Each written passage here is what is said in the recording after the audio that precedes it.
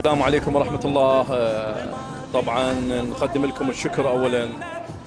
أنت يعني زميلنا العزيز والأخ علي الشميسي، الله يوفقكم إن شاء الله على هاي التغطية الجميلة والرائعة. في كل السنوات نحن نراكم. اليوم مؤسسة عشاق الحسين إن شاء الله اللمسات الأخيرة بخصوص غدا إن شاء الله ستكون رفع راية الإمام الحسين، رفع راية الحزن، رفع راية الإصلاح ضد الظلم، ضد الفساد. وإن شاء الله سيكونون هنالك رواديد معروفين على مستوى الخدمة الحسينية، على رأسهم قاطع المياحي. وإن شاء الله جميع أهالي محافظة ميسان مدعوين على هذا المهرجان الكبير، مهرجان الخدمة الحسينية، ورفع إن شاء الله رفع راية.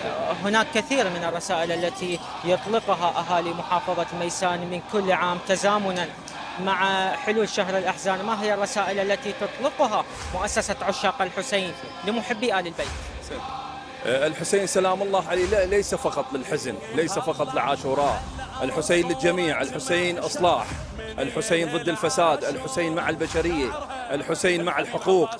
وكما تعلمون نحن في عراقنا الحبيب في كل سنة وفي كل محفل ونرى ونشاهد ونسمع، والجميع يعلم العراق صراحة منهوب من قبل الطغمة الفاسدة، ومنهوب خيرات البلد وخيرات الشعب وخيرات المظلومين. فنقول إن شاء الله من هنا، من هذا المكان ومن مكان منبر الإمام الحسين، نقول إن شاء الله الحسين مؤاخاة، الحسين محبة، الحسين أخوة، الحسين شجاعة، الحسين ثائر، الحسين يعني كل الأمور التي خصها الله هي موجودة بالحسين. سلام الله عليكم. أنتم كثيرا وبوركتم على هذه الوقفة الإيمانية المباركة، جزاكم الله خير الجزاء.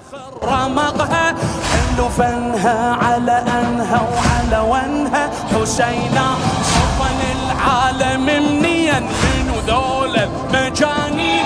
يا جماعة هذه طاعة والشفاعة حسينا، والشفاعة العلم بشر الله خلقها، باخر رمقها فنها على أنها وعلى ونها حسينا، صفن العالم من ذول، صفن العالم من